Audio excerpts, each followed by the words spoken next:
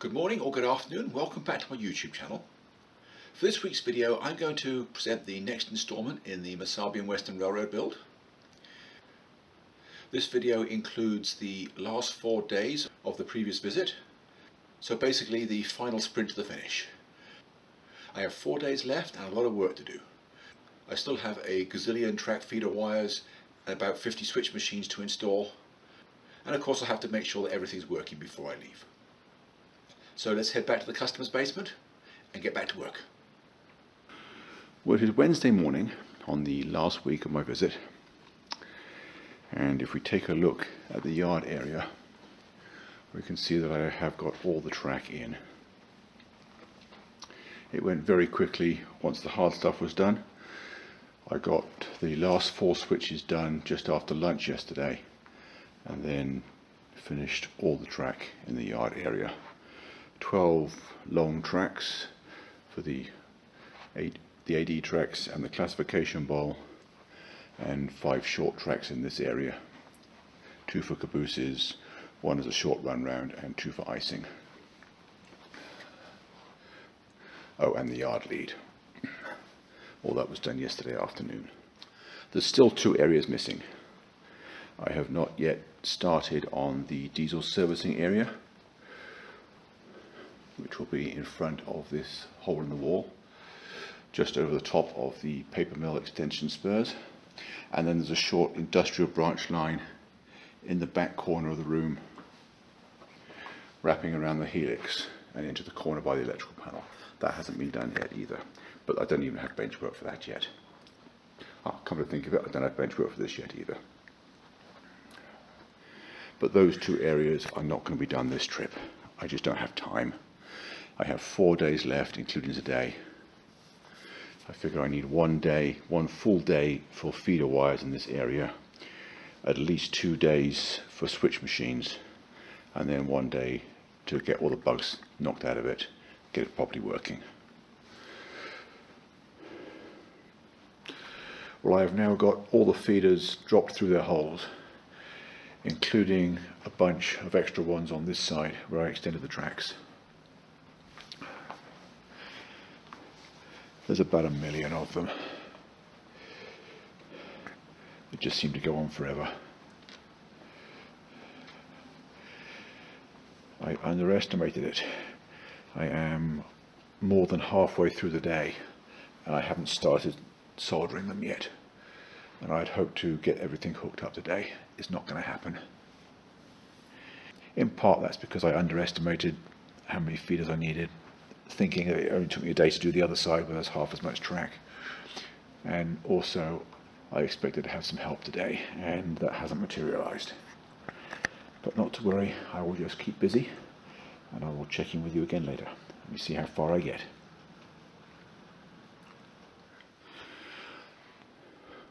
I'm not sure if I made a recording last night before I went home, but I'll make one this morning anyway, just in case. Looking at the top of the bench work at the moment, you'd be forgiven for thinking that I didn't do anything yesterday.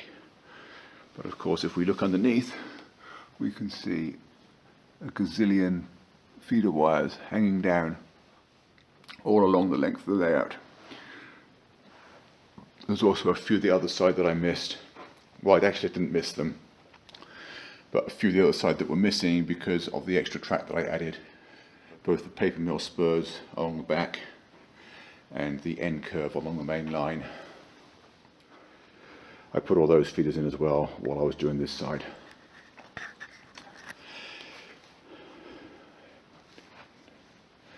I'm going to have to prioritize because I don't have enough time to get all the switch machines in and get everything running. I'm going to hook up all the feeders, and then as far as switch machines are concerned, I'm just going to start with the main lines and get that working, and then if I have any time left I will do the yard.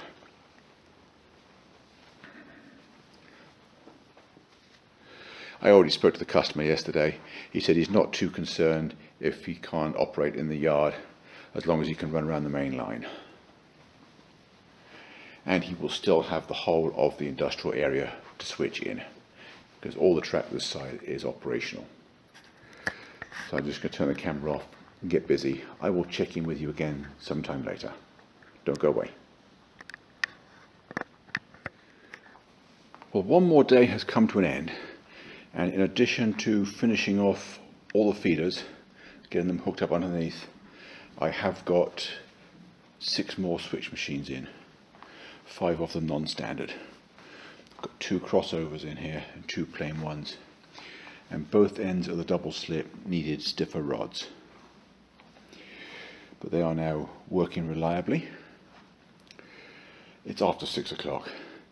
I'm going to head back to the hotel and continue tomorrow.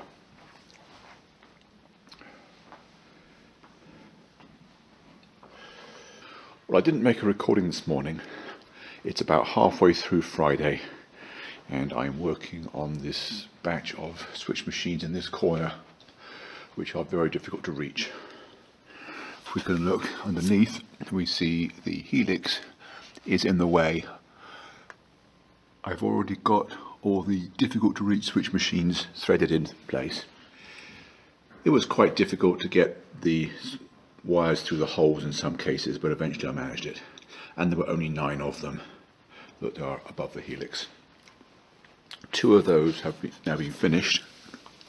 If we look under here, we can see I have separated the circuit boards from the switch machines and mounted them on an angled board near the front of the benchwork, where it's easy to get to them, and that made them fairly easy.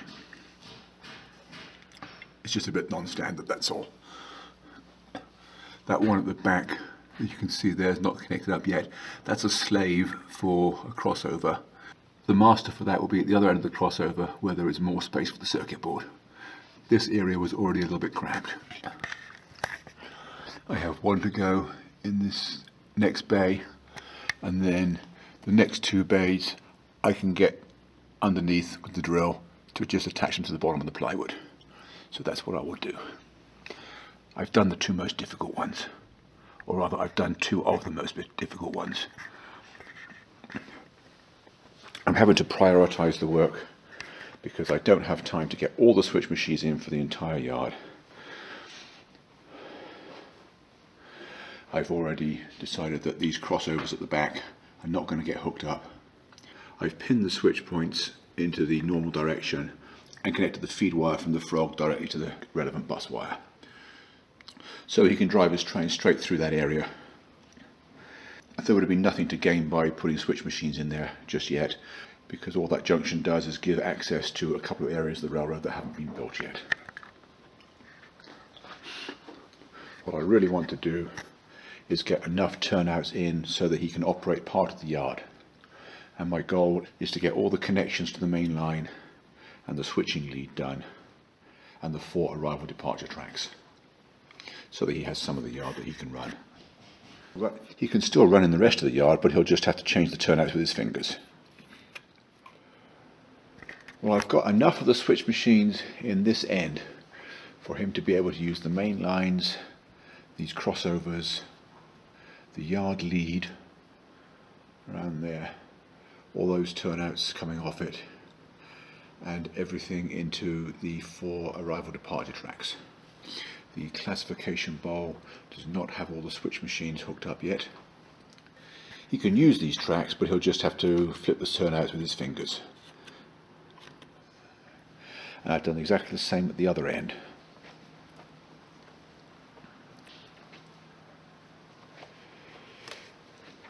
He has the use of the mainline crossover, the crossover into the yard, everything on the lead, the 4 arrival departure tracks, and the crossover into the classification bowl have all the switch machines hooked up. But the yard ladder for the classification bowl, once again, if he wants to use that, he'll have to use his fingers.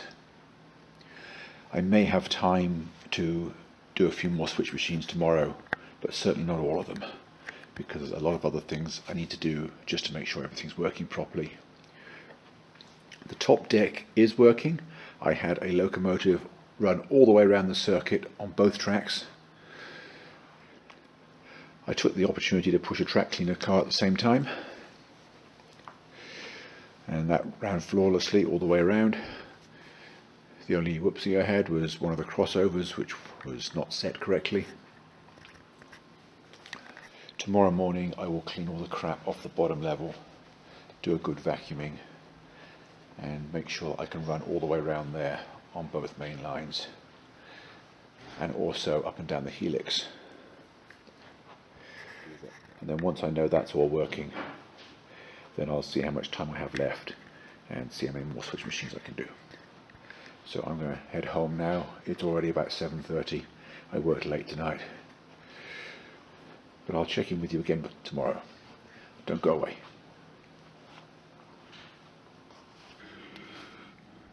Well, it is Saturday morning, April 3rd. I'm just arriving for work on my last day of this trip, or the last work day anyway. Tomorrow is a travelling day. Per the customer's request, the boundary for phase 2 is marked on the carpet with masking tape. He wanted to know how far away he has to move the table for it to work, because he has a light that he wants to hang directly under it. Today I have to get everything running so that he can use it while I'm gone. I already mentioned in my previous post that I have already run a train around, or a locomotive around the upper deck main line, both tracks. I have to be able to do the same on the lower deck and up and down the helix, all 4 tracks of the helix. And after that is done, I will then know how much time I have left to install more switch machines. I prepped another batch last night before I went home, or rather I tested them. I think there's 9 here, and if I get those put in, that'll be about half of what's missing, and that's probably going to be about as much as I can hope for. But I need to clear up this space, clean up and get running. So don't go away, I'll check in with you again later. Well, this is all I have time for. It's after 7 o'clock and my plane leaves in the morning. I got a good lot done. I will have to come back again in a few more months, but he can run trains. I've got all but a few turnout switch machines in, and all the track is tested and operating reliably. I had a few issues to sort out, but those are all done. I had 2 bad circuit boards to replace.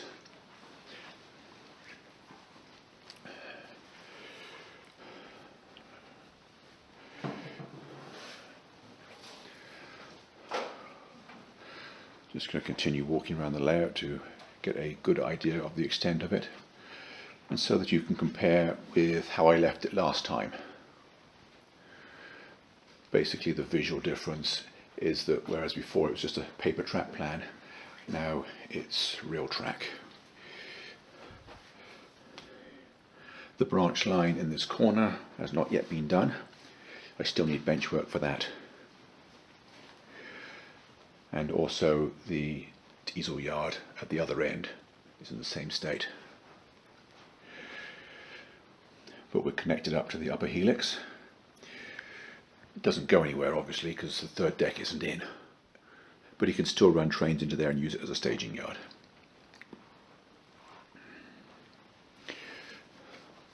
This area is fully operational.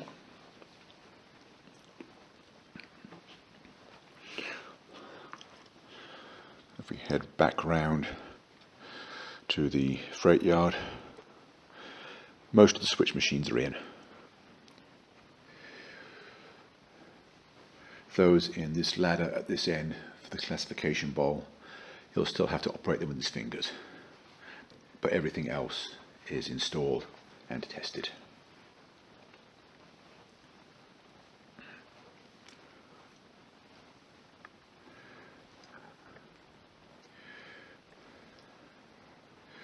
These crossovers are pinned in the straight position. They don't lead anywhere yet. That track there will eventually rise up the hill to the diesel yard over the top of the paper mill spur extensions. And then the other end, that junction, that track also rises up around the back of the main line, hiding that 2-track staging yard there. And it will end up around here in the ore yard. These 2 turn-back curves in this location are temporary. They just allow continuous running before we build phase 2. Phase 2 will take the main line all the way around a second lobe of the basement. Down here, turning just before the table and heading towards this mirror. The tape on the floor shows the approximate benchwork edge, shows the extent of the eventual footprint of the layout.